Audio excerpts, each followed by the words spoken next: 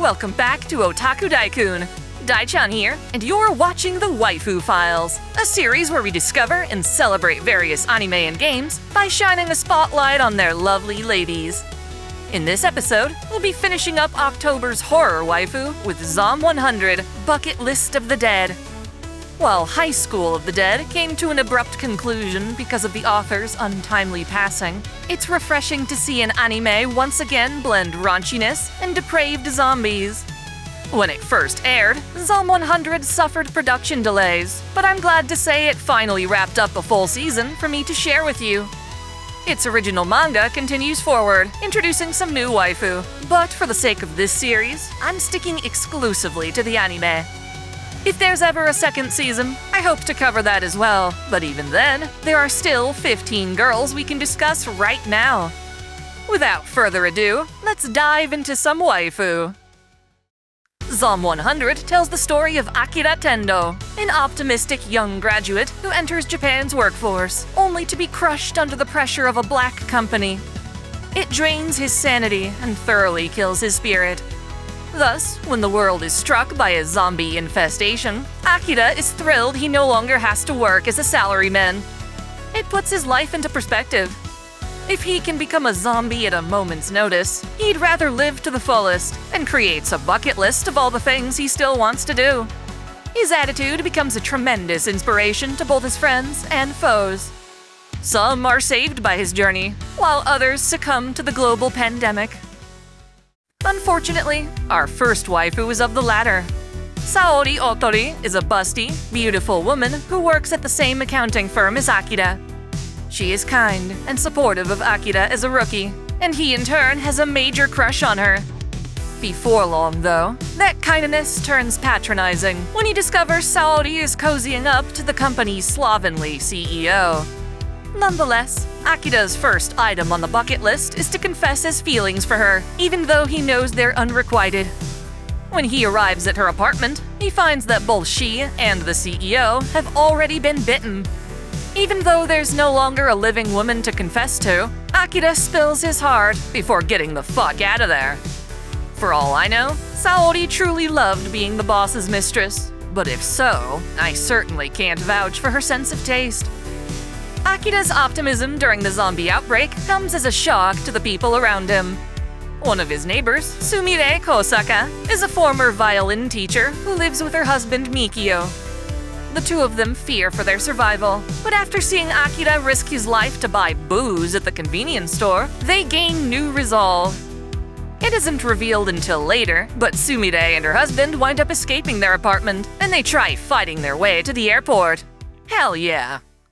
The star of this show is Shizuka Mikazuki, a sexy survivalist with a sporty bod and wardrobe.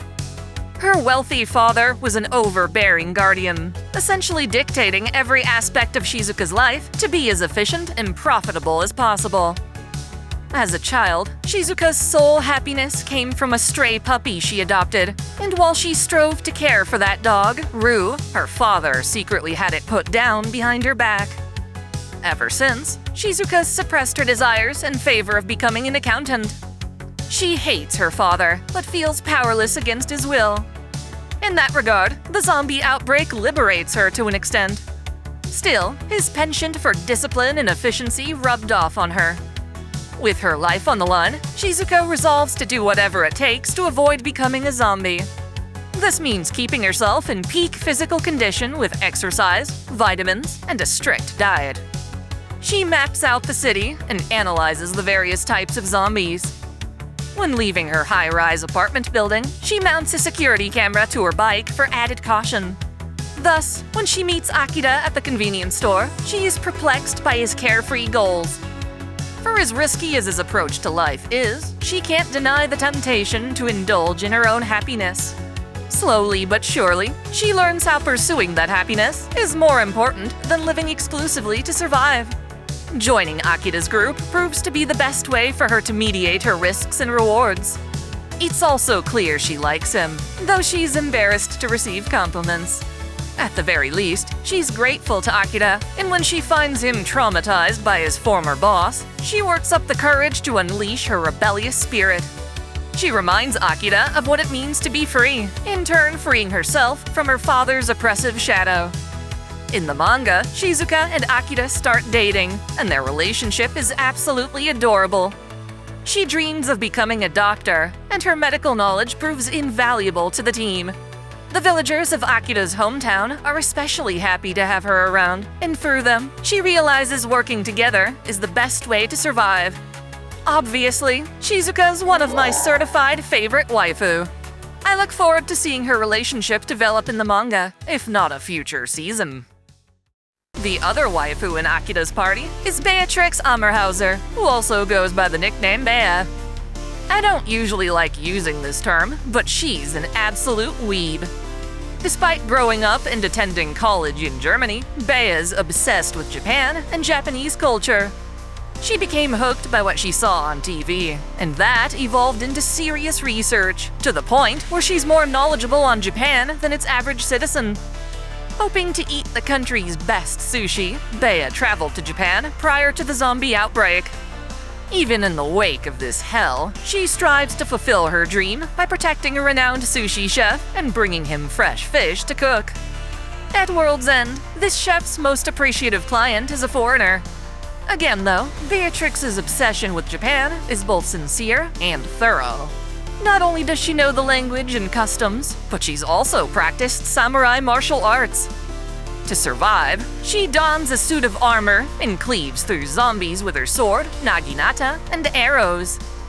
Beatrix is as bold as she is friendly, willing to embrace mixed bathing at the hot springs when the women's bath gets busted. She'll take an authentic traditional experience over modesty any day. She's so busty that she barely fits in a yukata, even with men's sizes. That said, she dislikes how Akira's playboy friend Kenichiro makes advances on her. She ain't ashamed of her body, but that doesn't mean she'll sell herself either. You could scour the entire planet and never find a more wholesome and noble companion. I wasn't planning on doing this, but while making this video, Beatrix has become another of my certified favorites. I've got to admit though, I certainly would like to see her bartending in a bikini. Kensho's got the right idea. While the zombie outbreak brings a lot of great waifu together, it also brings great tragedy. 3 girls, Reika, Maki, and Yurkari, used to work as flight attendants before zombies left them stranded in an abandoned mall. Reika deals with the stress from this by downing tons of booze. By partying it up with the boys, she creates a light-hearted mood for her colleagues. Unfortunately, she takes her partying too hard, failing to notice that one of their companions, a panicked businessman, has already been infected. While throwing a tantrum, she gets bit and turns to attack the others. Maki immediately takes a liking to Kenichiro, and the two of them sneak off to Netflix and chill. Their fun time is interrupted when Reika attacks, and Maki is also bitten. You've really gotta be careful smashing during a horror story. The 3rd cabin attendant, Yurkari, befriends Akira and comforts him while he throws up in the bathroom. She's already got a boyfriend, but that doesn't stop her and Akira from having a platonic moment together. Sadly, the businessman from before manages to bite her, and to ensure Akira's escape, Yurkari lets the zombie devour her. Akira, who wishes to be a hero, is haunted by his inability to save her. Luckily, there are some girls who actually make it out of this mess alive, at least by the end of the 1st season. This girl, Kurumi, is a patron at one of Tokyo's lavish host clubs. She worries for the safety of her host, Sho, who goes out to fight the zombie horde. The two of them are later seen together, safely walking down some train tracks. I wish them the best. Kumiko here is a schoolgirl who flees from the zombies outside an aquarium. She is saved when Akira protects her in a reinforced shark suit. Despite being the benefactor of another's bravery, she selfishly pushes Shizuka aside for the chance to escape another horde of zombies. In a moment of clarity, though, Kumiko realizes how cruel that was, and thankfully, we see her at the end of the anime working to save people. It's one of those rare cases where someone changes for the better. One of Akira's bucket list items is to reunite with his folks in the countryside. He is relieved to find them safe and sound, having trapped all the local zombies in a mountain tunnel. His mom, Akiko Tendo, is a caring housewife with a solid work ethic. Akira tries to lessen her burden, yet she's no stranger to household labor. She dotes on her husband Teruo, who grows weak from an untreated illness. Akira's worried his dad has cancer, when in truth, it's just hemorrhoids. Akira's hometown also plays host to a trio of girls who escaped the city. Of them, we have Ayumi, who is a former college professor. Then there's Sakura, a gorgeous hairstylist who fulfills Akira's dream of having dreadlocks. These two girls comfort Nagisa Kaneshiro, a traumatized makeup artist who survived when zombies attacked her film crew when they were, ironically, making a zombie flick. They all hold up with Akira's mom when zombies are let loose on the town. Nagisa's artistry proves critical when Akira needs to dress up like a zombie to save his dad. It just goes to show, with the power of teamwork, folks from various backgrounds can all contribute to a greater good. Another countryside refugee is Anju, a little girl who lost her parents when the zombies first attacked. She now hides out in Akira's village with her dog Charles and is too afraid to socialize with the villagers. This changes when she meets Kenichiro, who makes her laugh and vows to protect her from harm. Before long, Kensho becomes a big brother to her, and together they survive when zombies chase them from the village. The thought of Kensho leaving scares her, yet she sees him off with a smile, bravely declaring she won't cry anymore. Needless to say, she's a platonic waifu. I'm not into children. It's a good thing, too, because otherwise, she would have been shocked to see what her dog was doing to that chicken. Down, boy, down! Our final waifu is an evil, chainsaw-wielding maniac. Touko Kanbayashi was a disgruntled office worker who got fired for her hostile attitude. While she escapes the city and takes shelter at Akira's village, she's come to harbor a deep resentment for humanity and finds the zombie apocalypse great catharsis for her anger. She joins with a group led by Kanta Higurashi to unleash a sealed-off tunnel filled with zombies. As the zombies ravage Akira's village, Touko guards its watermill, ensuring that an electric fence traps all the villagers inside. With her chainsaw, she fights Beatrix, and the noise attracts zombies to her. She plans on this being a duel to the death, but when Bea escapes on the top of a water wheel, Touko becomes trapped by the very zombies she let free. Karma's a bitch, ain't it? So there you have it. Zom 100 is perhaps the most uplifting zombie story I've ever come across.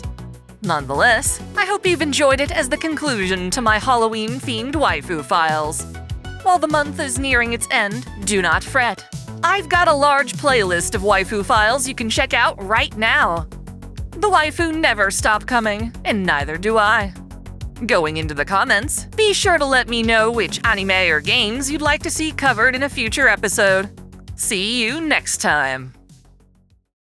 Thanks for watching! If you enjoy this channel, help us grow by liking, commenting, sharing the video, subscribing to OtakuDaiKun, and most of all, smashing that notification bell so you don't miss out on all our anime lore, discussions, and Let's Play content. You can support us directly through Patreon, Subscribestar, or a YouTube membership, all of which come with benefits like spicy exclusive vids and early access. As always, celebrate your fandom!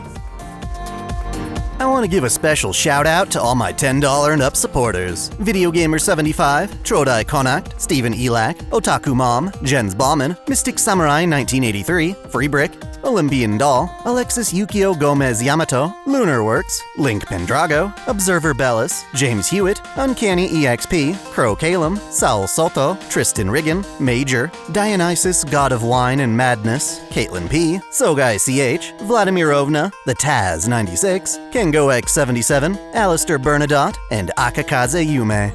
Thank you all so much.